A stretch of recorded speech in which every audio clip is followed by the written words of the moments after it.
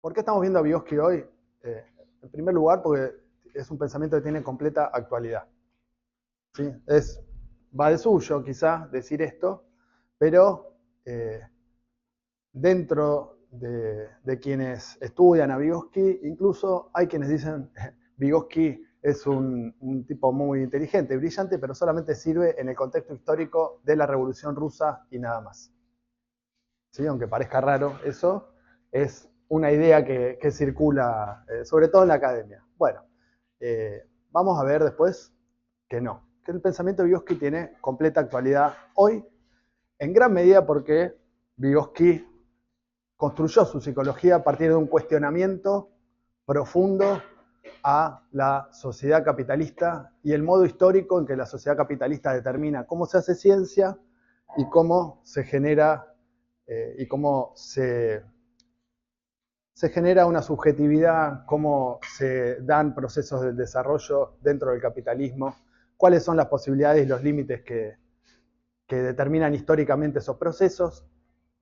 Eh, y hoy vivimos en una sociedad capitalista donde esas herramientas nos resultan no importantes, sino imprescindibles. ¿Sí? E incluso nos va a resultar imprescindible también para poder apropiarnos y hacer una lectura crítica y aprovechar lo mejor de diferentes escuelas o corrientes psicológicas, ¿sí? Para poder aprovechar lo mejor del psicoanálisis, para poder aprovechar lo mejor del conductismo, incluso lo mejor del cognitivismo, lo mejor de las neurociencias, hacer un buen uso de eso. Necesitamos tener criterios eh, epistemológicos, políticos, sociales, psicológicos e incluso paidológicos, un buen punto de vista que nos permitan tener criterio para poder construir un punto de vista superador. ¿Sí? Voy a decir dos cosas sobre la actualidad como definiciones. A nivel general, nos encontramos en una crisis de la salud mental a nivel global. ¿Sí? El nivel de depresión, por ejemplo, que encontramos a nivel global es histórico. ¿Sí? Es todo un tema ver de qué se trata y por qué, pero sí hay un nivel de padecimiento psíquico enorme. Encontramos un nivel de padecimiento psíquico en las infancias, que se expresan en diagnósticos como trastorno de déficit atencional por hiperactividad, por ejemplo, una cantidad de padecimientos psíquicos alrededor de cómo nos relacionamos y que se expresan, por ejemplo, en diagnósticos como bipolaridad, autismo y muchos otros más.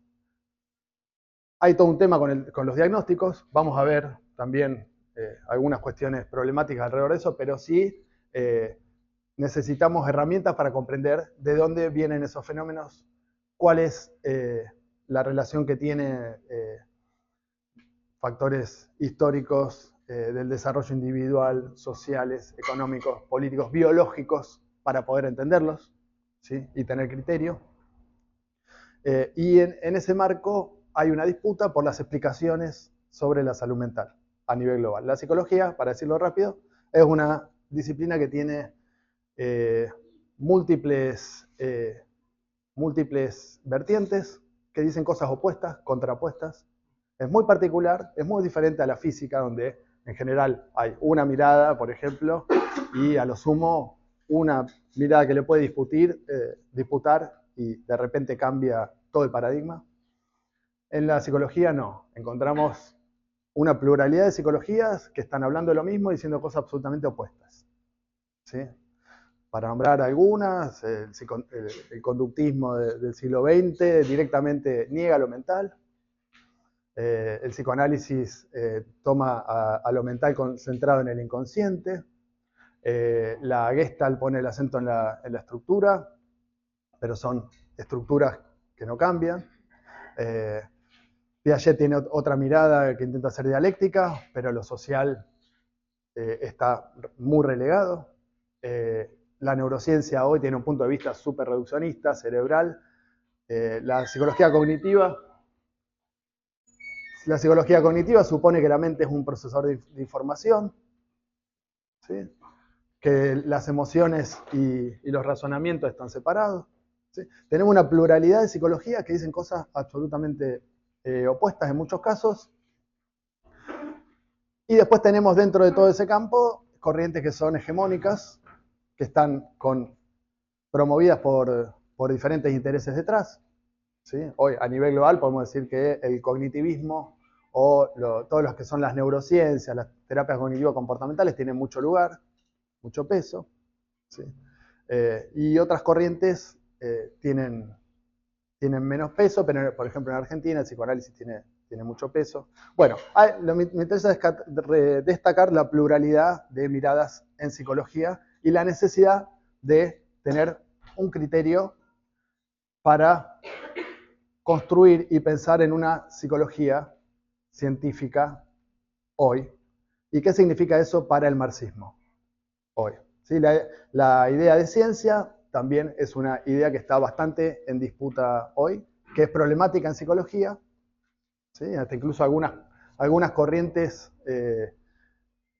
venimos de más o menos 3 décadas de miradas más o menos posmodernas que incluso ponen en cuestión la idea de ciencia misma en psicología. No todas, pero está eso también. Entonces, bueno, la propuesta dentro de Vygotsky, dentro del pensamiento de Vygotsky, es construir una ciencia psicológica que supere 2 problemas importantes, que son, lo voy a nombrar acá, el problema del dualismo y el problema del reduccionismo. Ahora vamos a ver de qué se trata esto. Para decirlo rápidamente, el dualismo mente-cuerpo es recontra pregnante en psicología, más o menos desde el siglo XVI. Es una idea que está en el fondo de todas estas psicologías que nombré y hace que constantemente a la hora de pensar en psicología caigamos en dicotomías que separan lo biológico y lo cultural, lo individual y lo social, lo interno y lo externo, lo racional y lo emocional, por ejemplo.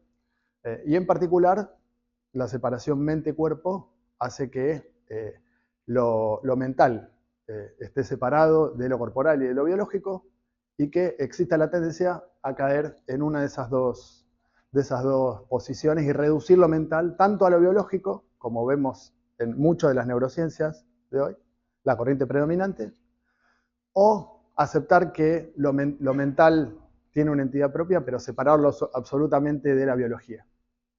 ¿Sí? Que es el caso también de otras corrientes estructuralistas, por ejemplo, el psicoanálisis lacaniano tiende a poner todo en términos discursivos y cae en otro tipo de reduccionismo. ¿Sí? La psicología cognitiva, la mente es una procesadora de información, pero es un reduccionismo de la información. ¿Sí? Y así podemos seguir. Entonces, este problema es central y este problema es central y vamos a ver cómo iluminarlo, porque todo esto tiene consecuencias. ¿Sí? Las miradas en psicología tienen consecuencias sobre la vida de las personas, están determinadas históricamente por intereses sociales, económicos, políticos, de normalización social, de mercantilización de la salud mental, de la educación, de la psicología, y se puede transformar fácilmente en una forma de naturalización de cuestiones que tienen un origen histórico, social, individual, biopsicosocial, y se puede llegar a normalizar y transformarse en formas de opresión. ¿Sí? Por ejemplo, muchas miradas biologicistas sobre las disidencias tienen un efecto de opresión muy fuerte, o incluso muchas miradas hasta ciertas miradas del propio psicoanálisis también, etc. ¿Sí? Bueno, dicho esto, todo el campo de problemas de la actualidad. Y vamos a ver qué tiene para decir Vygotsky sobre esto. Antes de ir a cuestiones generales de la obra de Vygotsky importantes, me interesaba situarlo un poquitito históricamente. Quizás muchos ya conocen, pero otros no lo conocen. Si hay algo que no diga o que les interesa, párenme y pregunten o comenten. Si no, quisiera hacer un breve recorrido por la obra de Vygotsky, algunas cuestiones importantes a la hora de un primer acercamiento. Y bueno, dentro de este campo de problemas que le dan actualidad a esta mirada, hay una elaboración filosófica, ¿sí? La elaboración filosófica alrededor de la conciencia, alrededor de la psicología central, ¿sí? La obra de Vygotsky es muy minoritaria dentro de lo que son las teorías críticas hoy, que tratan de pensar la subjetividad de forma crítica del capitalismo. Hoy, incluso dentro del propio marxismo, recién ahora se está empezando a tener en cuenta. O sea, hay otras obras que tienen mucho más pregnancia, la obra de Freud, la obra de Piaget, incluso. ¿Sí? Bueno, la obra de Vygotsky es una obra sustantiva para poder pensar de qué se trata la subjetividad, la conciencia, cuál es la relación en los procesos conscientes individuales y colectivos, por ejemplo, cuáles son las bases psicológicas de procesos ideológicos. ¿Sí? En general se piensan hoy en claves de otros autores. Y está muy bien tomar otros autores, los marxistas tomamos autores críticamente, pero acá tenemos un autor que nos puede dar muchas herramientas que hoy no están puestas en juego. Para entender de qué es la relación entre la libertad social y la libertad individual, entre la constitución individual y social, contra el discurso de los fachos libertarios que hablan de libertad y contraponen cualquier proyecto social colectivo como algo que no tiene en cuenta la individualidad. Bueno, para responderlo, no es en un sentido es una cuestión sencilla, en otro sentido no. Hay que contraponer una mirada sobre la psicología que nos permita entender ese tipo de procesos. Bueno, acá también lo vamos a tener en Vygotsky. ¿Sí? Y finalmente, obviamente, no pretende esto cerrar todas las... no es una llave maestra para solucionar todos los problemas de la psicología. No es un dogma. ¿Sí? Es simplemente herramientas para pensar en psicología hoy con nuestras propias cabezas, tomando cómo lo pensó Vygotsky y poniéndolo en juego hoy. Hay muchas cosas que Vygotsky no vio. No vio, por ejemplo, la forma de comunicación por las redes sociales o los celulares y cómo impactan las infancias. No existían en ese momento, pero vamos a ver que nos da herramientas para pensarlo hoy. Y cómo cambian los sistemas cerebrales, por ejemplo. ¿Sí? Muchas cuestiones que están en discusión y que los marxistas tenemos en Vygotsky una mirada para dar respuesta. Por ejemplo, lo último, venía para acá y vi una publicidad, que es lo que ofrece la UADE en psicología hoy. Me apareció ahí en el celular. Y dice, licenciatura de psicología, combina neurociencia, tecnología y psicoterapia basada en la evidencia. ¿Sí? Basada en la evidencia. Y bueno, ya sabemos más o menos, es lo que te quieren vender y todo, pero es lo que saben que atrae en el mercado, pero son preguntas que están circulando. ¿Sí? Y está circulando un conocimiento de las neurociencias alrededor del cerebro, está circulando una idea sobre la tecnología también, que es una idea de transformación sobre la subjetividad también, que no hay que despreciar, no hay que mirar para otro lado. Pero tenemos que tener un buen criterio para ver cómo tomar la cuestión de la tecnología y la subjetividad hoy. ¿Sí? El transhumanismo, por ejemplo, ¿sí? Es toda una discusión sobre hasta qué punto la tecnología va a transformar la subjetividad y la propia especie humana, el Homo sapiens sapiens. Bueno, es toda una discusión, un debate. La burguesía se la pasa tirando sus propios sueños históricos alrededor de eso, de que se va a superar la especie humana en 2049. ¿Sí? Uno de los gerentes de Google plantea eso, la teoría de la singularidad. Milley se la pasa hablando de eso, los libertarios se la pasan hablando de eso, alrededor de Elon Musk, de los chips cerebrales, etc. Bueno, son temas a los cuales hay que dar respuesta también. ¿Sí? Tanto para mostrar hasta qué punto es puro bombo, puro hype, como también para mostrar cómo podríamos usar la tecnología y porque vivimos en un sistema capitalista que nos aliena de esas posibilidades o hace que se usen solo como mercancía, hace que no las podamos utilizar de forma socialmente consciente y planificada. ¿Sí? Y lo último, la psicoterapia basada en la evidencia. Hay muchos problemas con muchas corrientes que tienen aspectos que son progres y que la crítica hoy viene por derecho. Por ejemplo, el psicoanálisis. Bueno, ¿cómo aprovechar lo mejor del psicoanálisis y hacerle una buena crítica? Por izquierda. ¿Sí? Retomar la idea de los psicoanalistas de izquierda, que durante todo el siglo XX intentaron repensar desde ahí, muchas veces con problemas, estos tipos de problemas sin resolver. Bueno, listo. Vygotsky. ¿Alguna pregunta sobre esto? Bueno. Muy rápidamente. Cuestiones históricas importantes. Vygotsky nace en 1896, muere en 1934. Dos ideas centrales que me interesa destacar es que es una obra inescindible de la Revolución Rusa y es inescindible del marxismo. Del marxismo en todo sentido. ¿Sí? ¿Por qué de la Revolución Rusa? Porque Vygotsky nace en Bielorrusia en 1896, particularmente era miembro de una familia judía muy oprimida por el zarismo. Rusia era un país capitalista, pero con un sistema monárquico. Y Vygotsky vive todo ese proceso, vive la opresión de como pueblo judío oprimido que sufría su familia. Y de hecho tiene una militancia socialista, o empieza una reflexión política revolucionaria o socialista o emancipadora desde el judaísmo. En el caso de Vygotsky, escribe en revistas, en fanzines, ahí están editados las cartas, los textos de Vygotsky, donde está pensando la cuestión de la liberación del pueblo judío, un tema central para los marxistas, para la opresión religiosa, la opresión nacional. Bueno, en 1905 es la primera intento revolucionario ruso.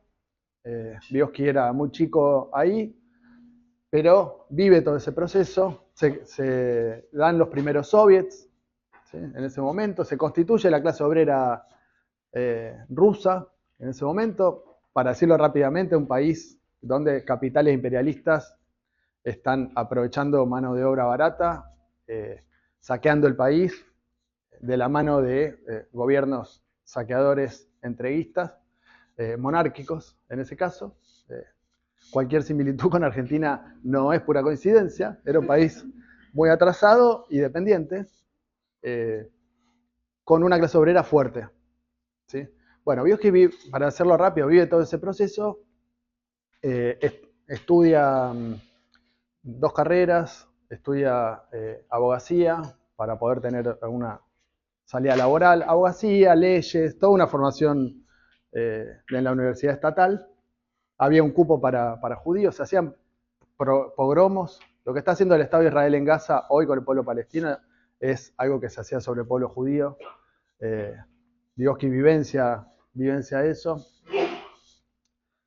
Estudia abogacía y también estudia filosofía en una universidad que había creado el zarismo para mandar más o menos a todos los zurdos. Después de 1905, Vygotsky estudia en esa universidad popular y estudia filosofía. ¿Sí? Entonces, Vygotsky también es un filósofo. ¿Sí? La tesis de doctorado de Vygotsky es un libro que probablemente vamos a publicar, que se llama, de paso voy dando los libros, Psicología del Arte.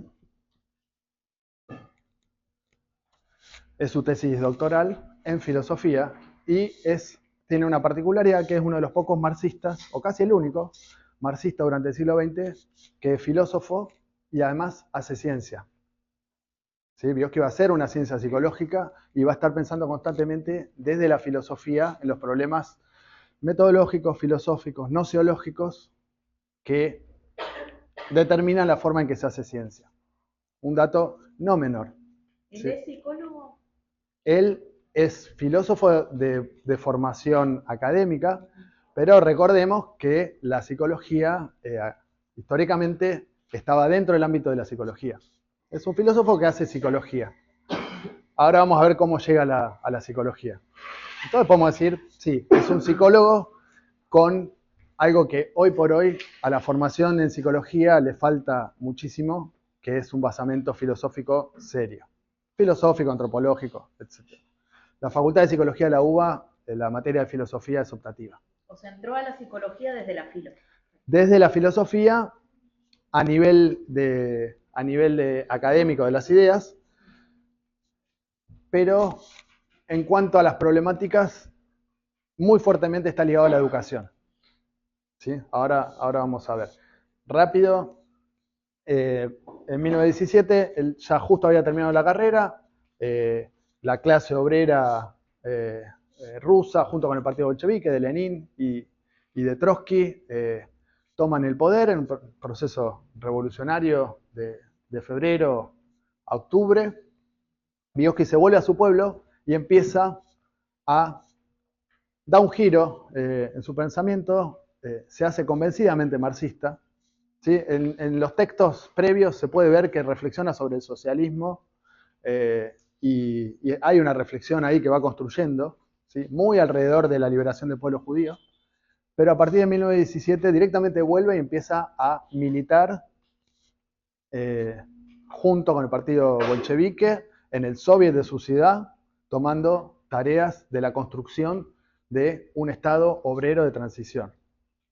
¿Sí? Para decirlo muy rápidamente, la clase obrera rusa, el primer gobierno obrero de la historia, toma muchas medidas, expropia a los capitalistas, nacionaliza los principales resortes de la economía, empieza una democratización y reparto de la tierra, termina con la guerra, una guerra que estaba viviendo Rusia en ese momento, paz, pan y trabajo, las consignas de la Revolución Rusa, la clase obrera rusa, el partido bolchevique la llevan adelante contra todos los ejércitos imperialistas que empiezan a atacar Rusia, 14 ejércitos,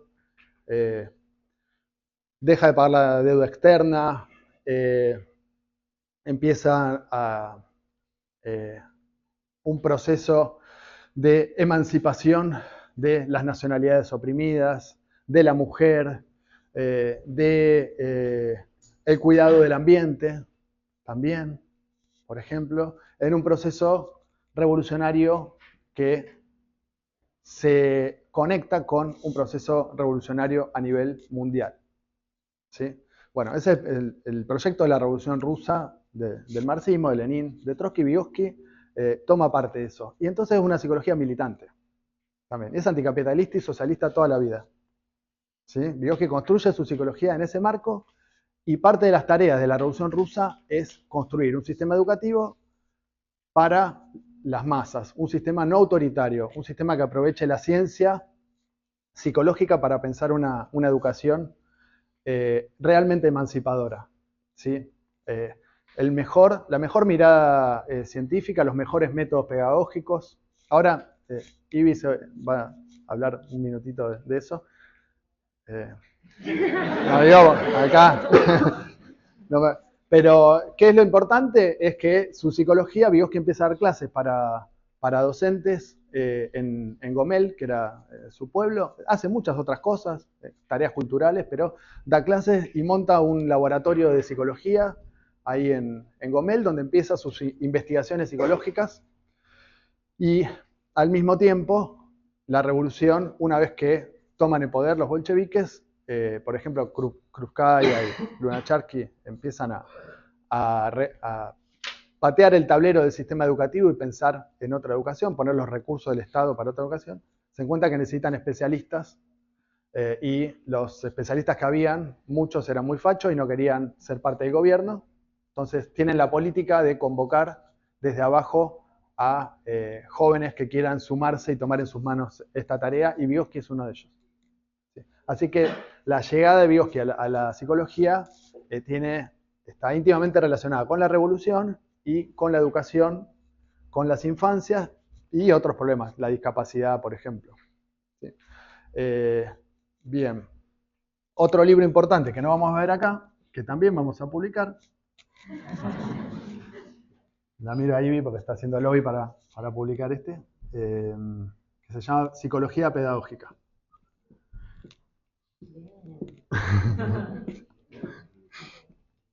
Psicología Pedagógica. Y este es de 1924 y en realidad la terminó en 1926, pero se publicó después. Bueno, son dos libros publicados de Vygotsky. Vygotsky joven, ¿no? Sí, el joven Vygotsky. Miren que vivió... Sí, no existía el Vygotsky viejo. Digamos, fue siempre joven. Vivió 38 años Vygotsky, ¿sí? Y fíjense, entre 1917 y 1934 es toda la obra psicológica, abarca esos años, muy poquito tiempo. Y Vygotsky es muy nombrado, pero poco conocido. ¿Sí? Otra idea sobre Vygotsky. Se conoce mucho, algunos conceptos se conocen de nombre, pero se conoce poco profundamente cuál era su pensamiento. ¿Sí? Bien, y sobre ese tema, sobre la obra de Vygotsky, un problema que tiene la obra de Vygotsky, que es la censura. ¿Sí? Y en parte, ¿por qué tenemos que hacer esto desde Ediciones IPS? Porque la obra de Vygotsky que se conoce en general está censurada. Y muchas son incluso resúmenes, que no los escribió Vygotsky, que algún editor los juntó, los armó, sacó cosas que no le gustaban y dejó lo que más o menos le parecía que iba. ¿Sí? Los textos que más se leen de Vygotsky hoy no son de Vygotsky. Por ejemplo, Pensamiento y Lenguaje, que se usa mucho en terciario, en la universidad, es una versión recortada y censurada del libro de Vygotsky, que es Pensamiento y Habla. Lo anoto acá también. Pensamiento y Habla. El último libro de Vygotsky, de 1934. ¿Por qué pasa esto con Vygotsky? Bueno, hay dos censuras en la obra de Vygotsky. Una censura que tiene que ver con el estalinismo. Para decirlo rápidamente, el proceso revolucionario ruso, soviético, fue un campo de disputas políticas también. El ala derecha, encarnada por Stalin,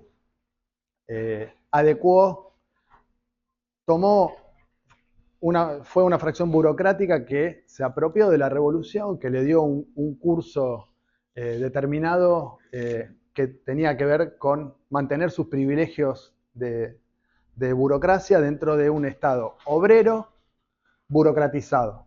¿Sí?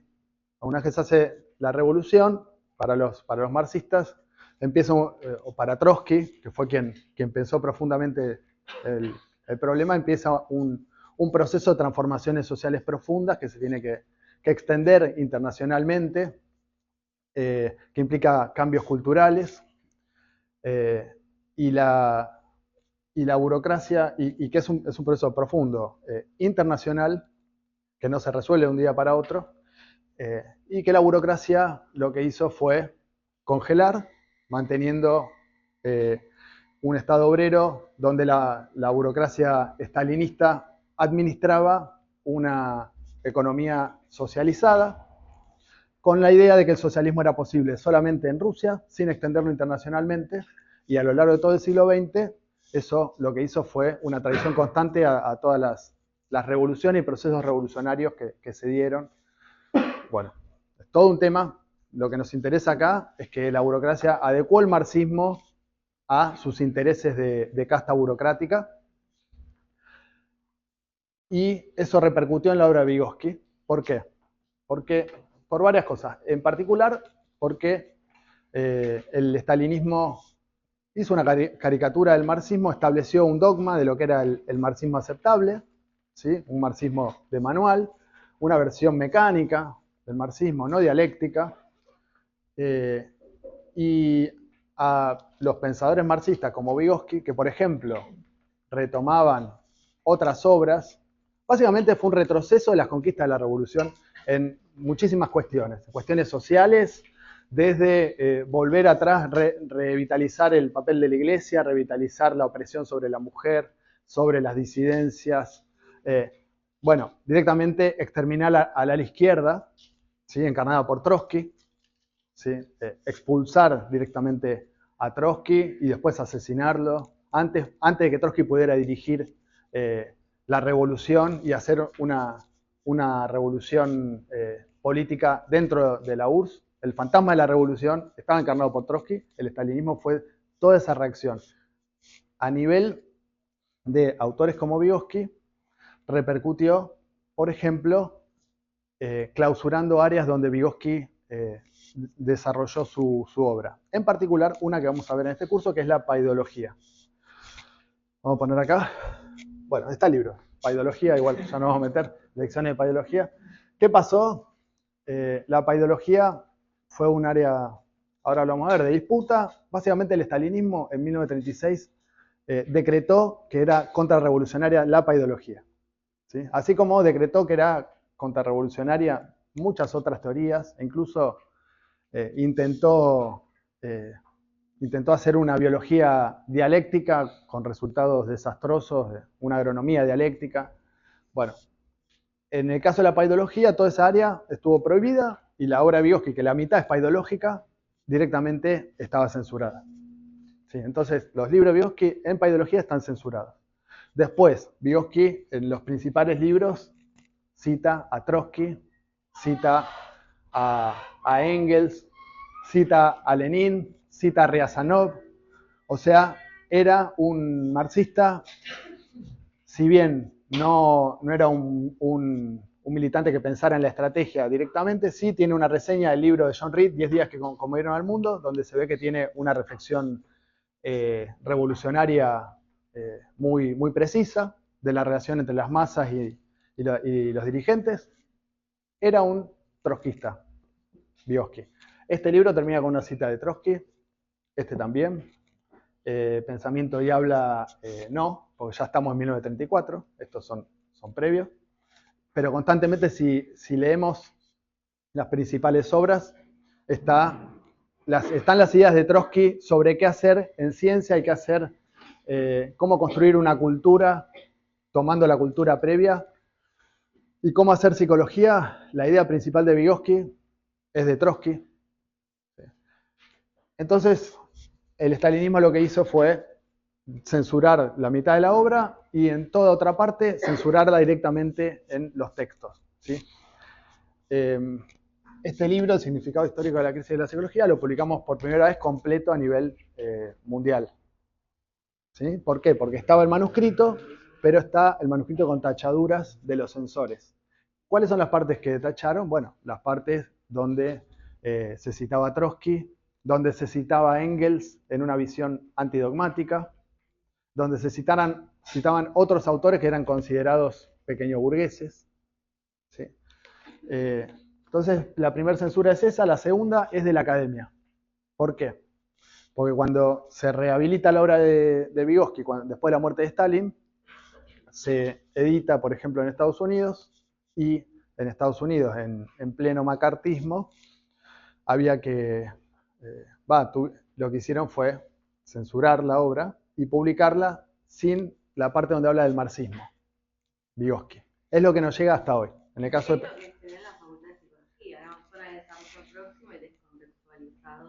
Exactamente, se ve un concepto nada más y se dice, bueno, un tipo que tomaba lo social, lo histórico, se llama sociohistórico y nada más. Bueno, lo que se pierde ahí es el método de Vygotsky, que Vygotsky es un marxista. Vygotsky, para que se den una idea, está discutiendo los cuadernos filosóficos de Lenin constantemente para pensar en la conciencia y para pensar cómo es el desarrollo de la conciencia en lo que sea. Antes de morirse estaba pensando, están los cuadernos, que están las anotaciones de Vygotsky, están publicadas, estaba tomando, hay una cita de Lenin sobre el papel de la palabra en el pensamiento, estaba discutiendo eso, Vygotsky, los cuadernos filosóficos de Lenin para pensar problemas de la esquizofrenia, por ejemplo. Bueno, todo eso fue censurado, ¿sí? Entonces hay que tener cuidado a la hora de de qué es lo que estamos leyendo con Vygotsky, porque si bien hay un trabajo de recuperación de la obra, este libro recién se publicó completo en 2009, la primera versión completa. Otro libro importante, lo voy a anotar acá, es el que publicamos, El significado histórico. Lo publicamos recién, la primera versión completa a nivel mundial en 2022. Bueno, como para que tengan una idea. Y de ahí en más, todo el resto. La versión de Pensamiento y Habla la publicaron en el 66, Brunner, Michael Cole y Vera Scribner, pero nunca dijeron, che, miren que esto es incompleto. Sigue ahí la obra. Las obras completas, las obras escogidas en castellano, están publicadas en 1982, tomada de la versión rusa. Las partes donde se habla de paidología, no todas, pero muchas partes están directamente arrancadas, no están. Vos lo vas a leer y no están las páginas enteras. Y es porque se nombra la paidología, estaba prohibida. Algunos problemas importantes a tener en cuenta y entender que es una obra muy particular, ¿sí? En general, la obra de Freud, por ejemplo, tiene algunos problemitas, como que leemos la versión traducida desde el inglés, ¿sí? Y no la traducción directa desde el alemán, ¿sí? Pero no tiene la censura que tiene esta, ¿sí? Gramsci es un autor censurado dentro del marxismo, pero esto es más o menos similar en el grado de censura que tiene, ¿sí? Entonces hay que tener cuidado porque estamos leyendo algo que no es lo que escribió Vygotsky, ¿sí? Bueno, dicho esto, Vygotsky llega a la psicología, necesita pensar una ciencia psicológica científica y se encuentra con que no existe. Y se plantea... ¿Qué sería una ciencia psicológica científica? Una ciencia psicológica no reduccionista ni dualista, por decirlo de alguna manera. Las posiciones, la forma de construir una disciplina científica psicológica es defectuosa, las que encuentra, ¿sí? En este libro, El significado histórico de la crisis de la psicología, Vygotsky lo que hace es decir, hay cuestiones históricas que determinan la forma en que se hace una ciencia, ¿sí? Por ejemplo, el hecho de el capitalismo mismo determina las preguntas que se hacen, cómo se direccionan los recursos, ¿sí? Cómo se privilegian ciertas teorías y no otras, visiones sesgadas, reduccionistas. Vygotsky dice, eso está bien, pero también hay otro aspecto que es interno a la propia disciplina, que son los puntos de vista filosóficos y metodológicos de una disciplina, que son centrales, ¿sí? La mirada filosófica que tenemos a la hora de hacer ciencia en psicología va a determinar mucho lo que vamos a hacer después. La mirada antropológica también va a aparecer después, lo querramos o no. Y Vygotsky se encuentra con que hay muchas posiciones y que es una cuestión que ni siquiera está problematizada en muchos casos, ¿sí? Entonces, en el significado histórico de la crisis de la psicología, Vygotsky dice, bueno, en psicología lo que pasa es que distintas disciplinas psicológicas hacen un descubrimiento, por ejemplo, la sexualidad para el psicoanálisis, ¿sí? La idea de inconsciente para el psicoanálisis, la idea de conducta para el conductismo, por ejemplo. Se hace un descubrimiento científico que explica un ámbito de problemas acotados, y ese descubrimiento después se va expandiendo a explicar otros fenómenos. Entonces, por ejemplo, desde el descubrimiento del desarrollo de la sexualidad que hace Freud, que es revolucionario para la época, para la psicología de la época, la idea del trauma de Freud y todo, etc. La idea de que sexualidad no es genitalidad, por ejemplo, romper con ese biologicismo, que es un concepto científico válido científicamente, se expande a cualquier fenómeno, dice Vygotsky, y se termina explicando la religión por la sexualidad. Por ejemplo, para dar un ejemplo, la obra de Dostoyevsky, la sexualidad. Y así. Empieza a expandirse y ya no explica un ámbito de fenómenos, ni siquiera la patología o la psicopatología. Explica toda la vida social, incluso toda la sociedad. ¿Sí? En el caso de, pongo el caso de Freud, porque muchos lo conocen nada más, pero lo podemos ver con, no sé, las neurociencias, hoy, si quieren. Bueno, descubrimientos cerebrales muy importantes, ¿sí? Sobre sistemas, conocimiento de sistemas cerebrales, eso se usa para expandir la explicación a cualquier tipo de fenómeno psicológico, incluso social. O bueno, el conductismo. Watson pasa de usar el descubrimiento científico de Pavlov a decir, con esto yo explico toda la sociedad. La sociedad no es más que individuos, una suma de individuos y sus conductas y los hábitos de esos individuos, por ejemplo. Entonces, ¿por qué pasa eso? Dice Vygotsky. Bueno, pasa eso porque hay un problema de fondo que es el del dualismo. ¿Sí?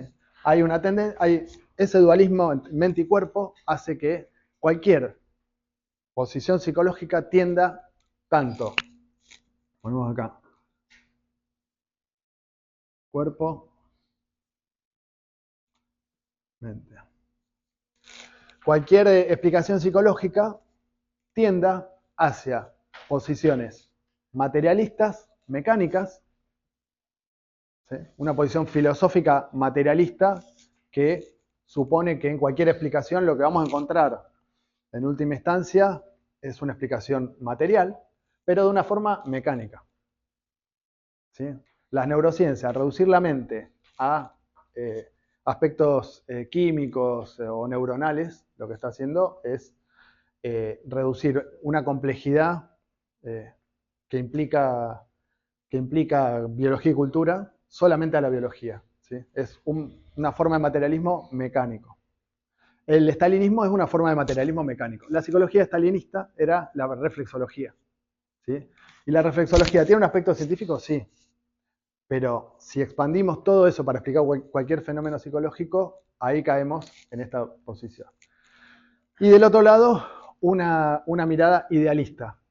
¿En qué sentido idealista? En el sentido de captar, admitir que la psicología humana tiene una singularidad que no la podemos reducir a la biología, pero separarla absolutamente.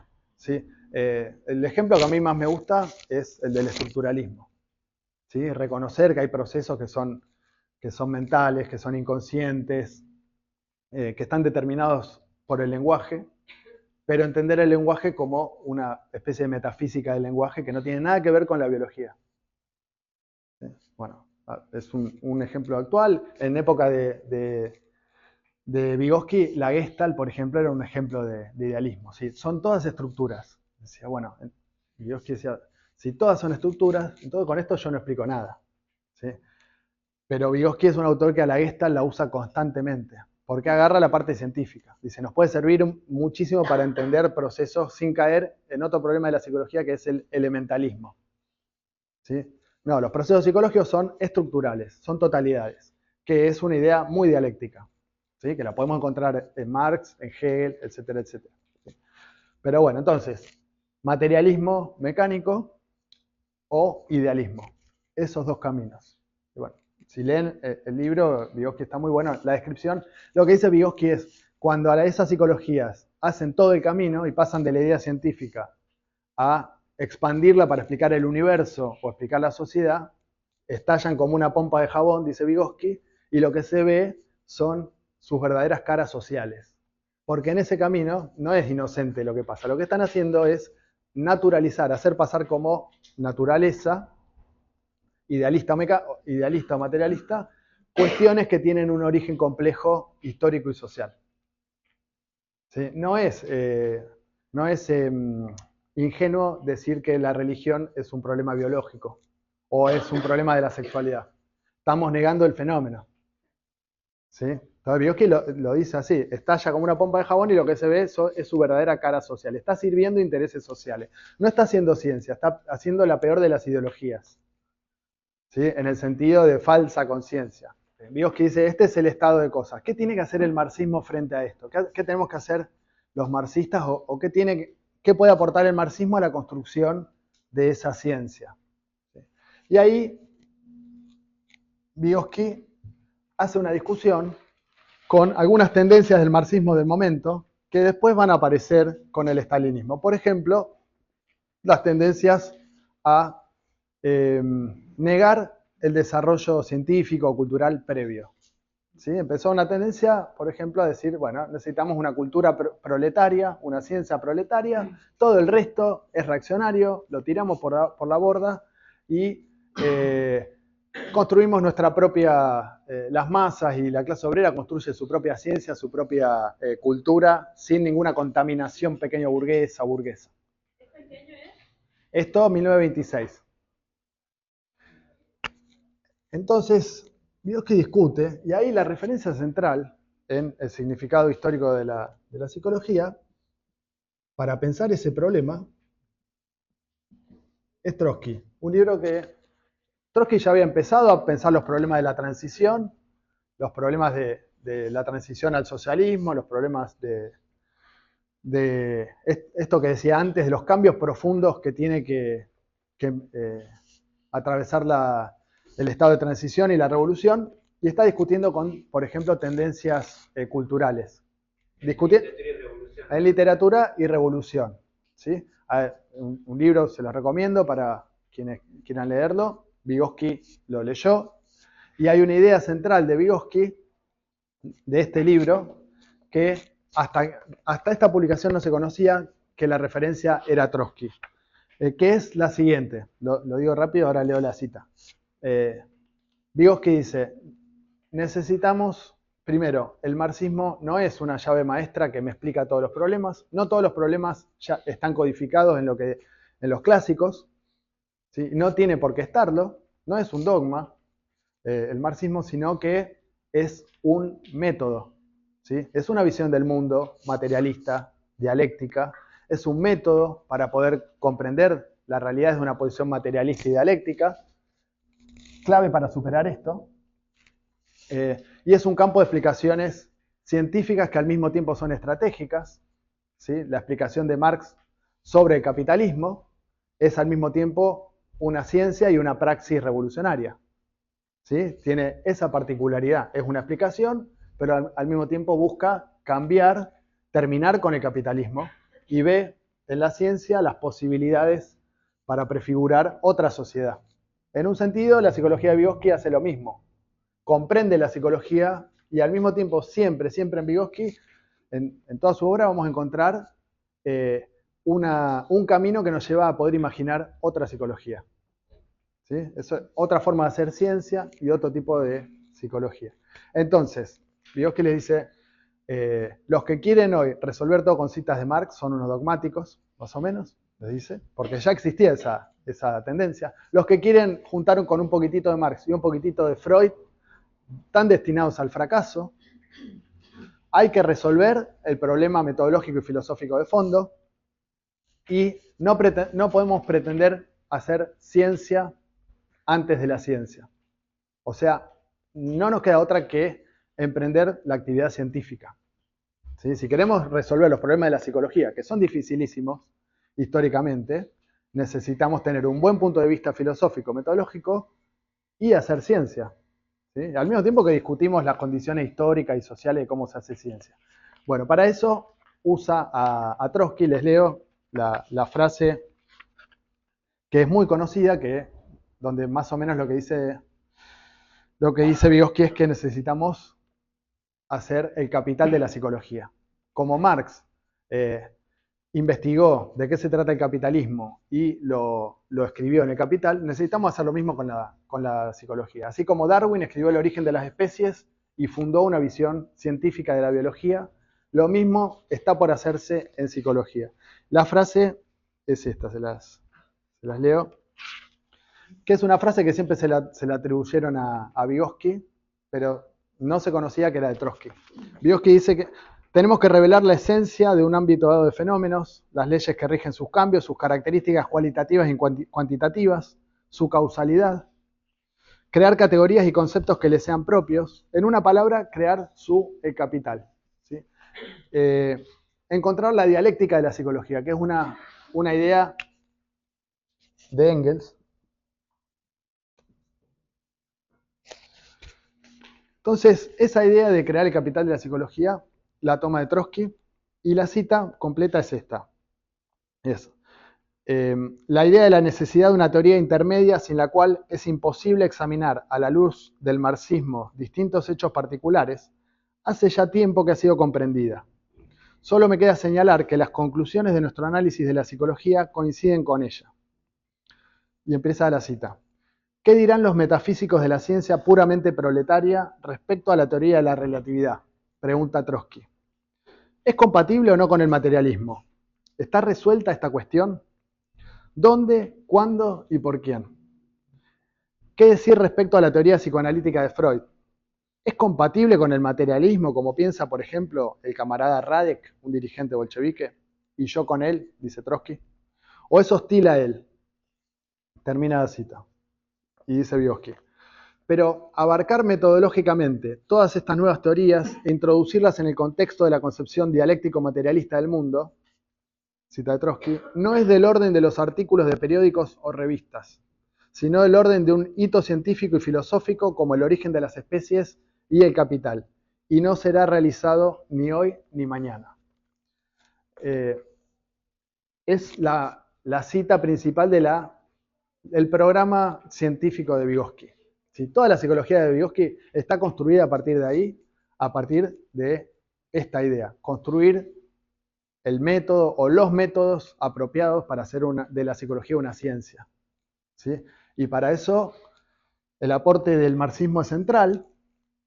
Otra referencia fuerte es Dialéctica de la Naturaleza de Engels, ¿sí? Un libro que se había editado en ese momento, que Vygotsky leyó y del cual toma lo mejor del libro, es una buena lectura del libro. Contra el positivismo, valoriza la filosofía. ¿Sí? Necesitamos retomar la discusión filosófica, es lo que hace Engels, y Engels lo que trata de mostrar es para qué sirve la dialéctica marxista en ciencia. Y es lo mismo que va a hacer Vygotsky. ¿Sí? Entonces, Trotsky, Engels, otra referencia central, obviamente, va a ser Marx, y es lo que decía Manu. Vygotsky dice, tenemos que hacer como Marx en el Capital. Y no era solamente una frase general, sino que Vygotsky está pensando que el método que usó Marx en el Capital, que es el método de la dialéctica marxista, a ver, hay una discusión ahí, el marxismo es una visión del mundo, es una filosofía, un punto de vista materialista, dialéctico, no es un método que sirve para todo. ¿Sí? Por la discusión de método, desde ese punto de vista filosófico podemos pensar los métodos adecuados para entender ciertos fenómenos de la realidad. No es lo mismo la economía que la psicología. ¿Sí? No es lo mismo la bioquímica que la agronomía. Por ejemplo, la biología. Bueno, hay que pensar los distintos métodos y la dialéctica materialista o la dialéctica marxista nos da una guía para la acción científica, un punto de vista filosófico apropiado. ¿Sí? Bueno, dicho esto, Vygotsky toma mucho el concepto de análisis celular de Marx. Marx en el Capital lo que hace es analizar el capital desde el punto de vista de una célula del capitalismo que guarda las propiedades esenciales del todo. ¿Sí? Una unidad dialéctica. Si el capitalismo establece un metabolismo entre la sociedad y la naturaleza, que es un metabolismo muy particular, y Marx toma ese concepto y lo utiliza para ver cuál es la dinámica del capitalismo, cómo es el proceso de valorización del capital, cómo es la transformación de la naturaleza. Por eso por ejemplo, el concepto de metabolismo lo usó Marx y después los marxistas, y lo estamos recuperando para poder pensar en ecología hoy. ¿Sí? ¿Cuál es la relación entre el capitalismo y la naturaleza? ¿Por qué es tan destructivo el capitalismo respecto a la naturaleza? Bueno, porque establece un tipo de metabolismo reduccionista y toma la naturaleza como una mercancía. ¿Sí? Bueno, en el caso de Marx, en el Capital, su unidad de análisis es la mercancía. Y la mercancía tiene una doble faz. Valor de uso y valor de cambio, dice Marx. Así empieza el Capital, y a partir de ahí Marx despliega todas las contradicciones del Capital a partir de la unidad dialéctica que expresa el valor de uso, la materialidad o el uso que tiene una mercancía, y el valor de cambio y el valor. Y a partir de ese análisis, Marx lo que encuentra es que no vamos a encontrar el valor en la materialidad de la mercancía, vamos a encontrar el valor buscando en la química de este vaso, porque es una relación social e histórica. Y el capitalismo lo que hace es valorizar las mercancías por el tiempo de trabajo socialmente necesario contenido en cualquier mercancía. ¿Sí? Y la naturaleza también, es un punto de vista completamente reduccionista de la complejidad de los procesos que están incluidos acá. ¿Qué es alienante?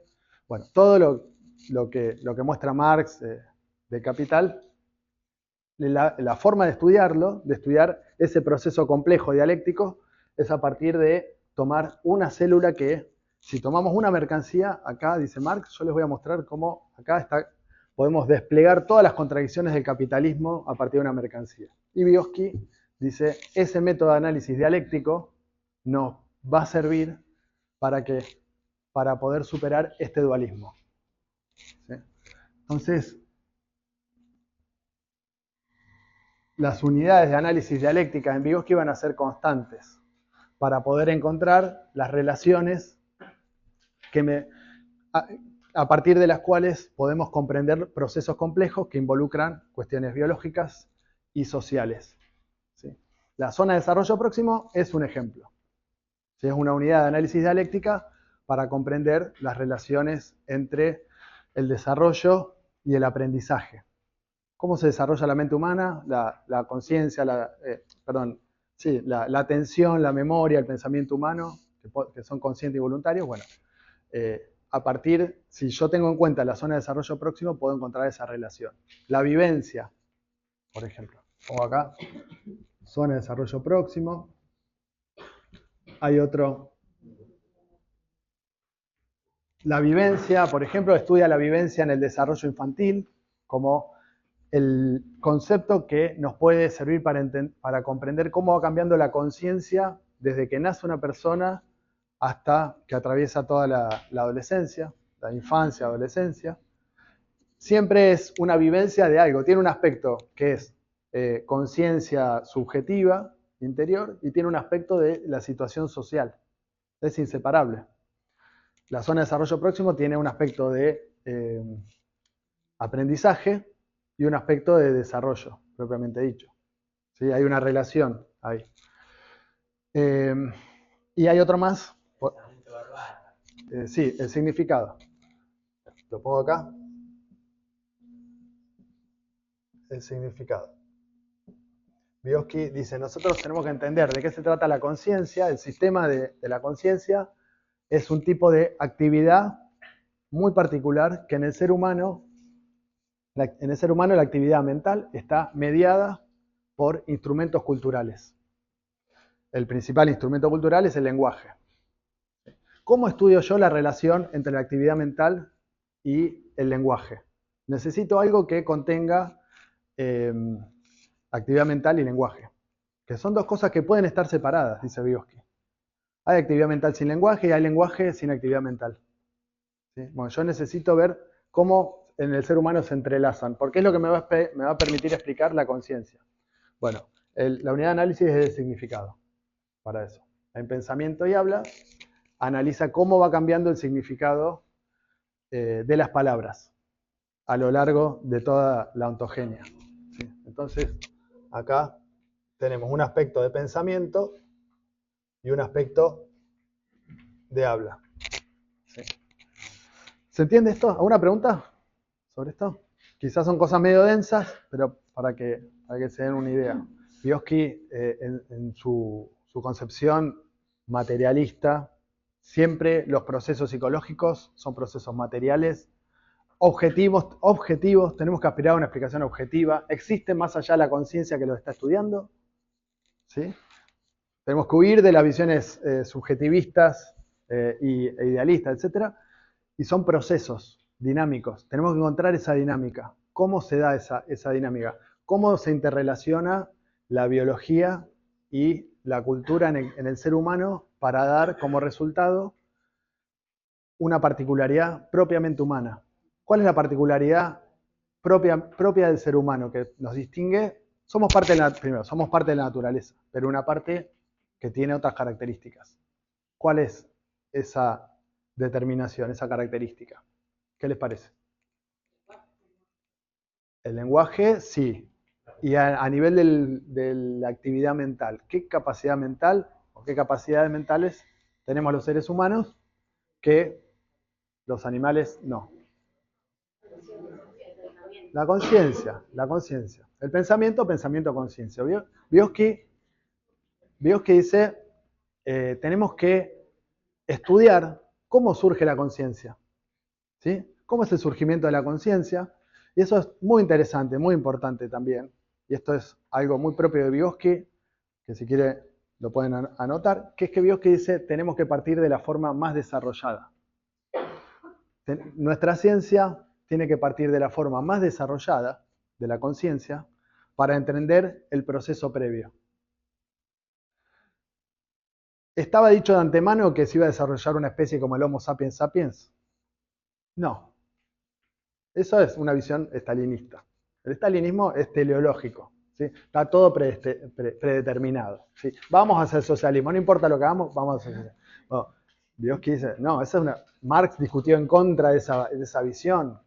El tipo de materialismo de Marx es un tipo de materialismo no teleológico. ¿Sí? Hay posibilidades abiertas. Darwin lo que vio es que la evolución biológica es un arbusto, no es un solo árbol con una raíz que va derechita. Hay posibilidades. ¿Sí? ¿Cómo estudió Marx el capitalismo? Hay una frase muy conocida de Marx que es que la anatomía del hombre es la clave para entender la anatomía del mono. ¿Sí? La forma más desarrollada me puede dar las claves para entender por qué de muchísimas posibilidades se desarrolló la que dio lugar al Homo sapiens sapiens. ¿Sí? Para la psicología lo mismo. Si nos centramos en la conciencia, podemos investigar cómo surge la conciencia, lo que vamos a poder ver es, primero, científicamente entender lo que dio lugar al desarrollo de la conciencia, esa relación entre biología y cultura, por ejemplo, esa relación entre social e individual, cómo nos constituimos individualmente y socialmente, y lo que es más, vamos a poder pensar hacia el futuro. No solamente vamos a pensar en el pasado, cómo se llega a constituir eso, sino las posibilidades que tendría la conciencia humana hoy si no viviéramos en este sistema completamente irracional, que nos aliena, que hace que no podamos aprovechar que no tengamos tiempo libre, que no podamos aprovechar la técnica ni la ciencia para poder tener más tiempo para cultivarnos, para hacer arte, ciencia, y al contrario, cada desarrollo nos aprisiona más, por ejemplo. Bueno, la conciencia que conocemos hoy, la subjetividad que conocemos hoy, no es natural, es histórica. Esa idea, para transformarla en ciencia, lo que propone Vygotsky es, veamos cómo llegamos hasta acá, el camino dialéctico de constitución de la conciencia, y vamos a ver también las posibilidades futuras. ¿Sí? Entonces, eso es muy importante. Pensemos en el psicoanálisis. ¿Dónde pone el acento el psicoanálisis? En el inconsciente, que es lo más atrasado. ¿Está mal tenerlo en cuenta? No, no está mal. Porque hay muchos procesos de psicopatología que los entienden como procesos inconscientes. Y hay que estudiarlos y hay que comprenderlos. Y el concepto de inconsciente es importante, muy importante. Lo que propone Vygotsky es centrarnos en el proceso más desarrollado. ¿Sí? Y desde ahí comprender el resto. El tipo de materialismo de Marx es un materialismo no contemplativo. No contemplativo quiere decir que implica la posibilidad de transformar las condiciones que hacen posible esa contemplación. Transformar de forma revolucionaria la forma en que conocemos la realidad. ¿Sí? terminar con el capitalismo, por ejemplo. No se trata solamente de conocer la realidad, sino de transformarla, ¿no? Conocen la tesis 11 de Marx sobre Feuerbach, hay 11 tesis en las cuales Marx y Engels sintetizan su mirada sobre el materialismo, ¿sí? Y, entre otras cuestiones, es un materialismo histórico, social, y es no contemplativo, ¿sí? No solamente estamos conociendo las condiciones que determinan nuestra conciencia y nuestra subjetividad y explicando materialmente la realidad, sino transformando las condiciones propias que hacen que podamos conocerla, ¿sí? Y bueno, van a encontrar en las 11 tesis diferentes aspectos, ¿sí? Si hay alguna esencia del ser humano, es una esencia social, por ejemplo. Esa idea Vygotsky está constantemente presente, ¿sí? No hay algo que se ponga por encima de la sociedad, ¿sí? El educador necesita ser educado. Podemos transformar la forma en que constituimos nuestra subjetividad, por ejemplo. Bueno, es un materialismo no contemplativo, no mecánico, ¿sí? Está puesto en discusión con Feuerbach, que era digamos, Marx y Engels discuten, eran parte de la izquierda hegeliana y discuten con Feuerbach porque tenía una posición materialista no dialéctica, un tipo de materialismo no contemplativo, ¿sí? Para decirlo rápidamente. Entonces, la ideología alemana, las tesis sobre Feuerbach, las pueden leer. En Ediciones IPS publicamos varios libros al respecto. Hay un libro de David Riazanov, una biografía de Marx y Engels, que está muy buena también, después como introducción a la obra de Marx, muy importante. Y en el caso de Vygotsky, es un materialismo dialéctico, no contemplativo a todo nivel. El significado histórico de la crisis de la psicología termina en una discusión sobre cómo llamar a la nueva psicología. ¿Sí? Estamos construyendo una nueva psicología, pero ¿se tiene que seguir llamando psicología? Vygotsky dice, se tiene que seguir llamando psicología, porque el nombre tiene la historia del término, ¿sí? Es la propia historia la que está contenida ahí, pero en una nueva sociedad, tanto la forma de hacer ciencia como la propia psicología, los fenómenos psicológicos van a estar emancipados de toda opresión, de toda alienación, y se van a parecer, dice Vygotsky, se van a parecer tanto a la subjetividad que estamos contemplando hoy, como se parece la constelación del perro a el perro animal de 4 patas. Lo que estamos viendo hoy es una abstracción de las posibilidades de la psicología humana, ¿sí? Lejos de naturalizarla, se trata de terminar con las condiciones que la mutilan, que la oprimen, que la alienan. Bueno, la forma de hacer ciencia de Vygotsky es una forma completamente activa y revolucionaria a nivel de la disciplina científica y a nivel social. Está presupuesto que hay que terminar con el capitalismo, siempre, ¿sí?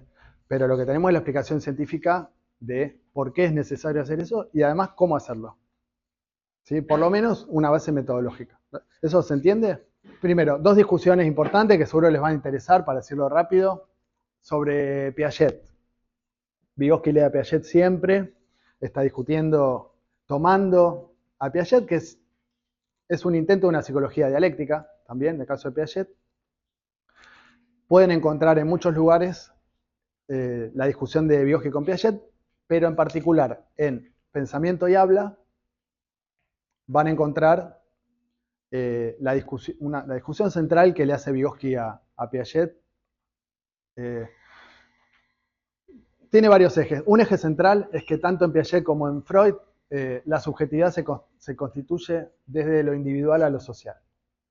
Desde la ultraindividualidad hasta lo social, ¿sí? Nacemos como seres casi solipsistas, como plenamente autoeróticos, un individualismo extremo. En el caso de Freud, puro principio de placer, y recién sobre eso se monta el principio de realidad. Vygotsky dice eso no tiene ningún sentido. De entrada somos seres supersociales, y al contrario, somos supersociales, pero con posibilidades comunicativas muy limitadas. El desarrollo, el camino de la emergencia de la conciencia, es el camino por el cual nos vamos apropiando de productos culturales, ¿sí? Entonces, Por ejemplo, una diferencia muy grande es que en el caso de Vygotsky es de la máxima socialidad sin posibilidades comunicativas a una individualización que es al mismo tiempo una socialidad mejor. En la medida que somos más individuales, somos más sociales. Tenemos más herramientas comunicativas. ¿Sí? Pero bueno, en discusión con Freud y con Piaget, algo central es eso. Discusión con el psicoanálisis. ¿Qué le critica Vygotsky al psicoanálisis? Bueno, primero le dice, paréntesis, Vygotsky era miembro de la Asociación Psicoanalítica de Moscú. Está leyendo a Freud siempre, prologa a Freud, lo edita. El Estado obrero ruso es uno de los... Es casi el país donde más se pudo desarrollar el psicoanálisis libremente de la historia. Tuvo los recursos del Estado para poder editar las obras de Freud, para poder montar casas para las infancias. Y bueno, hay toda una tradición ahí que hay que rescatarla, ¿sí? Bueno, Vygotsky en ese marco es muy duro con los problemas que ven Freud. Uno es el eclecticismo teórico y filosófico. Y otro, bueno, que lo lleva a, por ejemplo, lo que decía antes, ¿sí? No está resuelto el problema del dualismo conscientemente en Freud. ¿Sí? No lo toma ni siquiera como problema. Y cae en una visión que es ultrabiologicista o ultrasubjetivista. Porque las bases filosóficas de Freud son, por un lado, Feuerbach, con el que discutía Marx, un materialismo mecánico, y por el otro lado, Brentano, que es un idealista fenomenólogo. Y siempre vamos a encontrar eso. Bueno, y a quienes les interesa pueden leer el prólogo de Luria y de Vygotsky a Más allá del principio del placer. Básicamente lo que dicen ahí, Vygotsky y Luria, es Freud es un autor que es súper audaz, que nos lleva a pensar problemas de forma no... muy audaz, es como si caminara por las cumbres empinadas, algo que no abunda en la academia. ¿Me dice? Es un tipo que no tiene miedo de equivocarse y que avanza con hipótesis, las cambia y no tiene miedo de decir que se equivocó. Y eso es muy valioso a la hora de hacer ciencia. Dice eso y dicen la idea de la muerte para poder comprender los procesos biológicos y mentales es central. También, más allá del principio del placer, dicen, está buenísimo por eso. Se trata de pensar cómo, para quienes no conocen, más allá del principio del placer, es donde Freud empieza a hablar de pulsión de muerte y pulsión de vida, ¿sí? Y se lo toma como una obra pesimista de Freud. Vygotsky dice todo lo contrario. Dice, al contrario, lo que está viendo Freud es como los problemas que no se resuelven socialmente vuelven a la desagregación biológica, a la pura biología. Es una buena interpretación desde mi punto de vista. Bueno, pero después constantemente toma algunas cuestiones para pensar en la clínica de la psicosis, la clínica de la infancia, el lenguaje, pero siendo muy preciso en la discusión de fondo, que es el problema filosófico y un problema antropológico fuerte, que es el de pensar, naturalizar las condiciones de la subjetividad capitalista o establecer una relación dicotómica entre individuo y sociedad. Ese es un problema que se repite y lo van a encontrar en Freud. Si leen los textos sociales de Freud, el malestar en la cultura, el porvenir en una ilusión, la conferencia 35, van a encontrar que a la hora de pensar grandes problemas civilizatorios, Freud recae en una visión naturalista. ¿Sí? Las pulsiones primordiales que tienen que ser reprimidas. Las masas, si no existiera la represión estatal, estaríamos comiéndonos, matándonos y cogiéndonos. ¿Sí? No estoy diciendo nada que no diga Freud. Ahí está discutiendo con la Revolución Rusa. ¿Puede cambiar la sociedad? Freud dice, bueno, a mí me parece que puede llegar a cambiar, pero no de esta manera, porque necesitamos reprimir las pulsiones primordiales. Las masas no les gusta trabajar, por ejemplo. Bueno, uno puede decir, está bien, está criticando el trabajo alienado, pero no, lo que hace es naturalizar ese tipo de trabajo. ¿Y eso de dónde viene? Bueno, viene de estos problemas filosóficos, antropológicos, y de que no pone el acento en aspectos históricos. El gran problema de la psicología del siglo XX es correr la mirada de la crítica social. Y Vygotsky pone y discute todo el tiempo, necesitamos una psicología que al mismo tiempo es una crítica social. ¿Sí? Entonces, hay otro texto que está en el significado histórico que se llama El pensamiento, donde discute con las visiones biologicistas cerebrales. Y dice, el problema es que no tienen una mirada histórica. ¿Sí? Porque si tuvieran una mirada histórica verían que el funcionamiento mental y cerebral producto del lenguaje, producto del encuentro con la cultura, es completamente diferente. ¿Sí? Y para eso toma Lenin. Hay un tema que es el tema del transhumanismo, que la burguesía, como les decía, la burguesía hoy lo toma como tema central. De hecho, Elon Musk está con Neuralink, es su empresa que aspira a controlar procesos mentales por medio de chips. Y por un lado, son cuestiones que ya se hacen hace mucho. Sí, efectivamente, son procesos neuronales que se pueden controlar con algunos chips. La idea que está dando vuelta es si es posible reducir la conciencia al procesamiento de información. ¿Sí? Si vieron Years and Years, si vamos a poder pasar nuestra conciencia puramente a la red. ¿Sí? Está en Black Mirror, bueno, está dando vuelta esa idea. Y es interesante, bueno, porque pone en juego de qué se trata la conciencia. ¿Es posible una conciencia sin biología? Bueno, desde el punto de vista de Vygotsky, no es posible.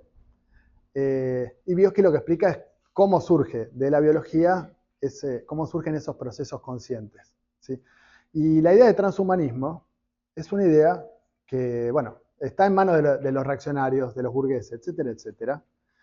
Pero es una idea que la tenemos que discutir, creo yo, por lo menos Vygotsky y Trotsky la discutían mucho, que es cómo puede llegar, lo que decía recién, cómo puede llegar a cambiar la subjetividad en una sociedad no capitalista, no alienada.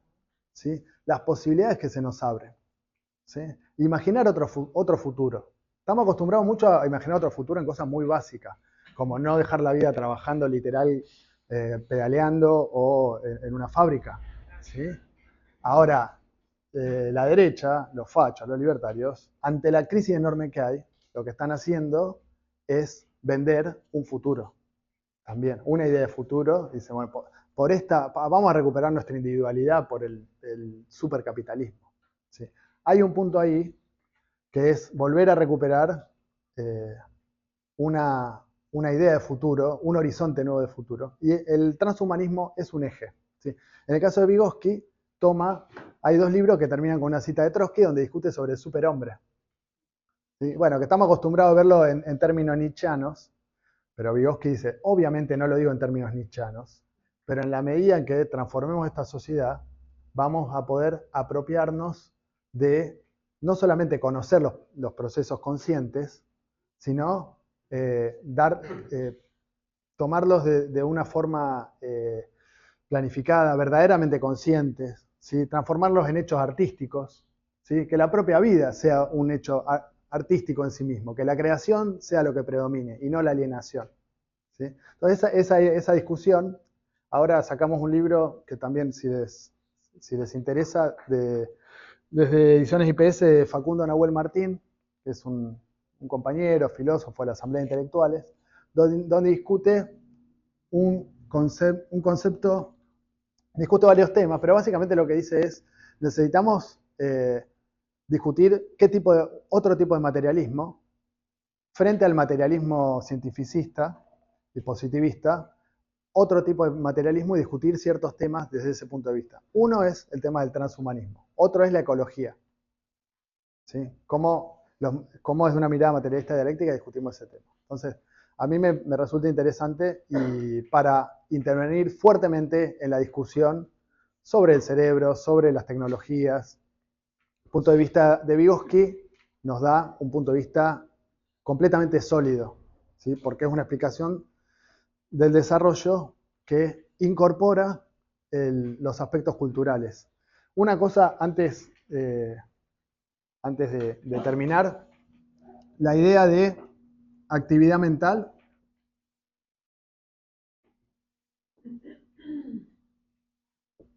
Actividad mental en Vygotsky es una actividad mediada por instrumentos lingüísticos. ¿Sí? El ser humano tenemos a producto del desarrollo, ¿sí? Lo que estudia en pensamiento y habla es cómo se unen, cómo se transforma esa unidad dialéctica entre pensamiento y habla. ¿Sí? Y para eso, las referencias, ¿cuáles son? Un texto de Engels que se llama El papel del trabajo en la transición del mono al hombre, donde Engels lo que hace es plantear una hipótesis evolutiva antropológica del surgimiento del Homo sapiens sapiens, ¿sí? El papel que tuvo la bipedestación en el manejo de herramientas, que finalmente, 50 años después, se descubrieron los fósiles que mostraron que la hipótesis de Engels era correcta, ¿sí? Y bueno, otra cuestión que Vygotsky constantemente hace es mostrar para qué sirve la dialéctica, para pensar procesos. En lecciones de paidología lo vamos a ver después. Dice, hay una crisis a los 3 años, por ejemplo. Dice, esta crisis, si no se hubiese descubierto empíricamente, la tendríamos que haber supuesto. Porque la lógica del desarrollo hace que ahí tenga que haber una crisis en el desarrollo, por ejemplo. Engels, con el mismo método, dijo, bueno, si en el capitalismo la clave es la forma inteligente de utilización de herramientas del ser humano, ¿sí? El capitalismo tiene un eje ahí. Eso debe tener un origen evolutivo. Y piensa el problema de la evolución, que en general la mayoría pensaban que era, o digamos, todo un sector más reaccionario pensaba que era el tamaño cerebral, la clave evolutiva. Vygotsky dice, no, la clave tiene que haber sido la utilización de herramientas. Y la bipedestación es un inicio evolutivo para la utilización de herramientas. Entonces, bueno, ese texto de Engels es clave. Sobre actividad mental mediada, toda la primera parte de la obra de Vygotsky se centra en estudiar cómo la mediación va transformando la actividad mental. Y finalmente, la obra de Vygotsky, ya para ir a lecciones de paidología, porque nos quedó medio perdido, pero en la última parte de la obra de Vygotsky va a empezar a pensar en los sistemas de conciencia, ¿sí? Y cómo el desarrollo de la conciencia va a cambiar la percepción, la memoria, la atención, el pensamiento, y cómo se da ese desarrollo, ¿sí? Entonces, pero nunca deja esta idea de actividad mediada, ¿sí? Entonces, los instrumentos de comunicación, el lenguaje, la forma en que nos comunicamos, va a determinar el desarrollo de nuestras capacidades mentales, de nuestra memoria, de nuestra atención, de nuestra conciencia. En un sentido es un desarrollo artificial. El ser humano puede utilizar instrumentos culturales para dirigir sus funciones mentales, ¿sí? Y en ese sentido pueden ser estímulos auditivos, pueden ser estímulos visuales, pueden ser estímulos táctiles. Por eso la mirada de Vygotsky sobre la discapacidad, al tener una mirada sobre el desarrollo, este tipo de mirada sobre el desarrollo, nos permite ver que hay diferentes vías para llegar al mismo lugar, de formas diferentes, ¿sí? Bueno, una pregunta, comentario hasta acá, porque creo que fue mucho, para no... Quizá quedó un toque lo de paidología, creo que lo preguntó el compañero. Sí, bueno, la clase, la reunión que viene, sí, bueno. Además estoy de vacaciones ya. Terminamos. No, la idea es que esto sea, a ver, la idea es que esto no sea lo menos parecido a una cosa académica donde vamos a ser los más capos en Vygotsky. No, acá queremos discutir entre todos. Yo quisiera aprovechar todos los conocimientos que tienen ustedes y ver qué les parece, ¿sí? Y que haya mucho diálogo, ¿sí? La propuesta para el próximo encuentro va a ser ya meternos con el tema de paidología, ya que es el segundo libro y que vamos a estudiar una selección al menos. Antes de que me olvide, ¿hay una lista de WhatsApp o algo así? Para que nos comuniquemos. Un grupo de WhatsApp. Listo. Algo popular. Lista de WhatsApp, grupo de WhatsApp. ¿No? Ah, no es popular. Bueno, algo de mails, porque lo que vamos a hacer es lo siguiente. Vamos a abrir un aula en el campus del IPS que tenemos. Igual esperen, no terminamos, 5 minutitos más. Y ahí vamos a poner programas, materiales, vamos a poder, nos sirve más o menos para comunicarnos un poco mejor. Sobre paidología, 2 palabras, nada más, porque es lo que vamos a ver después, que ya nos vamos a meter más adelante. La paidología es un proyecto que surge a fines del siglo XIX, que básicamente es una especie de fundamentos científicos para la pedagogía. ¿Sí? Y que es un proyecto muy interesante porque es interdisciplinario, ¿sí? Y es internacionalista. ¿Qué es lo que pasa? Bueno, tiene mucho ímpetu como surge como proyecto. Se hacen congresos internacionales. En Argentina hay un laboratorio de paidología en la Universidad Nacional de La Plata. Víctor Mercante, que era un positivista argentino, monta un laboratorio que dura hasta 1920. ¿Sí? Y un proyecto súper interesante que después de la Primera Guerra Mundial decayó y desapareció. ¿Sí? ¿Por qué fue reemplazado? Bueno, por una disciplinarización. O sea, las niñeces, el desarrollo infantil pasa a ser estudiado por la medicina, por la psicología, por la pedagogía como disciplinas estancas. ¿Sí? La Revolución Rusa, entre muchas otras vanguardias artísticas, científicas y culturales, le dio mucho lugar y tomó fuertemente el desarrollo de la paidología. ¿Sí? Porque era un proyecto en general dialéctico, ¿sí? Que intenta ir más allá de esa disciplinarización con una mirada transdisciplinaria y dialéctica del desarrollo. ¿Sí? Vygotsky fue parte de lo que fue la paidología soviética, que sobrevivió solamente en el Estado obrero después de la Revolución, y fue un paidólogo marxista que intervino en los diferentes debates que se dieron hasta su muerte, hasta 1934. ¿Sí? Había otras posiciones, había una variedad de posiciones, y lo que pasó con el desarrollo de la paidología en el Estado obrero soviético es que en el marco de la estalinización aparecieron debates sobre los test, ¿sí? La estandarización de los test y los test mentales y el rol reaccionario que tienen los test. ¿Sí? Bueno, obviamente lo vamos a ver después, gran parte de la discusión, la mitad de la obra de Vygotsky es paidológica, ¿sí? Y la mirada de Vygotsky es contra la estandarización de los test. La zona de desarrollo próximo es un debate contra la estandarización. Está diciendo, el test individual me mide solamente lo que hacia atrás. Necesitamos medir alguna instancia que me mida las posibilidades imitativas y colaborativas. ¿Sí? La colaboración. Claro, en la zona, el desarrollo real es lo que miden los test, el desarrollo potencial es la forma de poder medir los procesos que se pueden desarrollar a partir de ¿qué? De la colaboración social. Está discutiendo contra eso. Y de hecho, todas las funciones propiamente humanas surgen de la colaboración social. Por eso, la individualidad consciente y la voluntad propiamente humanas son un producto social. Surgen en zona de desarrollo próximo. Bueno, ¿qué hizo el estalinismo con el debate sobre los test? Como se dice, tiró el bebé con el agua mojada, clausuró todo, prohibió directamente la disciplina. ¿Sí? Por eso no existió más paidología. Vygotsky murió en el 34. La obra de Vygotsky siguió el camino que les comentaba recién.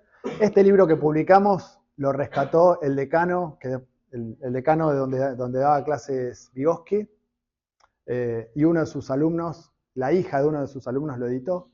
A ese decano lo acusaron de trotskista. Era muy usual acusar de trotskista, digamos, a la gente en ese momento, a los que estaban opuestos al estalinismo, pero no existía el proyecto. A mí lo que me interesa es el proyecto transdisciplinario para enfocar el desarrollo infantil. ¿Sí? La paidología en ese sentido, en un marco donde lo que hay es enfoques reduccionistas por todos lados y disciplinares, en el mal sentido de la palabra, recuperar una mirada de la totalidad que no separe la biología de la psicología, de lo social, etc., es muy valioso y es un proyecto a retomar. Y lecciones de paidología son clases que dio Vygotsky a maestros entre 1933 y 1934. Entonces, algo particular que tienen es que nos está mostrando la última reflexión de Vygotsky. ¿Sí? En el medio, desde el 17 en adelante, fue construyendo su mirada psicológica. En 1933 ya tiene desarrollada su psicología. Hay muchas cuestiones que antes no estaban. ¿Sí? Entonces, bueno, tiene esa particularidad. ¿Algún comentario? ¿Pregunta? Bueno, una propuesta o sugerencia hacia el encuentro que viene. Están los prólogos como para introducir. Muchas de las cosas que dije están ahí en los prólogos. Y sí, quien quiera, obviamente, el libro está ahí en el stand. Y vamos a mandar la selección de textos. Quienes quieren pueden comprar el libro y leerlo de ahí. Yo se lo recomiendo. No porque lo hayamos hecho nosotros, pero no, es un librazo. Y si quieren conocer a Vygotsky, Lecciones de Paidología es una forma de acceder a la obra que es súper amena pero profunda. Pues son clases. Y está lleno de ejemplos, ¿sí? Sobre el desarrollo. Y muchas de las cuestiones que fueron acá, que entraste vos y otros compañeros, las vamos a ir viendo ahí, ¿sí? En lecciones de paidología, donde la discusión es cómo es el desarrollo infantil, qué métodos necesitamos para comprender el desarrollo infantil, ¿sí? Y después la visión de Vygotsky sobre efectivamente cómo surge la conciencia, ni más ni menos. Cómo surge la memoria, la atención, el pensamiento, conciencia. ¿Cuál es el rol de las emociones? Bueno, hay otro tema central, emociones. ¿Sí? Ni lo nombré acá, pero que es un tema central para Vygotsky, que está íntimamente relacionado a cómo se desarrolla la conciencia y el tipo de actividad mental mediada. Cuando cambian la forma de pensamiento, cambian las formas emocionales también. ¿Sí? Lo que vemos es una tendencia a separarlos completamente. De hecho, intensamente, que nos encanta a todos, aparecen las emociones como muy separadistas del resto. Bueno, hay una mirada ahí psicológica. Bueno, en Vygotsky tenemos una mirada sobre las emociones muy profunda y en el libro lo vamos a poder discutir.